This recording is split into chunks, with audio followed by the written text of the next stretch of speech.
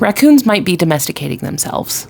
A really interesting study that was published last month compared the snouts of urban raccoons and rural raccoons. They found that raccoons who live in cities and are around humans a lot tend to have shorter snouts than raccoons who live far away from cities. These shorter snouts are an early sign of domestication syndrome, which is a suite of traits that are common among domesticated animals, including shorter snouts as well as things like smaller teeth, floppy ears, and curly tails, these kind of baby-like features. Think of things like domesticated dogs compared to wild wolves, or pigs you'd find on a farm compared to wild boars. This concept was made really famous by the Siberian fox experiment, where foxes who were bred only for tame behavior developed a lot of these physical traits that made them look a lot more puppy-like.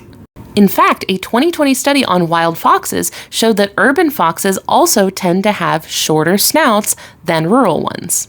These researchers suggested that these snouts might be better for accessing stationary food through the tight spaces found in urban environments, think digging through the trash, at the cost of the quick snapping speed that they would have needed to catch live prey out in the woods. In both cases of raccoons and foxes, we're seeing the emergence of domestication syndrome, but these species obviously haven't been intentionally domesticated. They're just adapting to life alongside humans all on their own, which is actually how we got domesticated cats in the first place. It was kind of their idea. Humans kept stores of grain attracted mice, the cats would come around to eat the mice, and then they decided to stick around.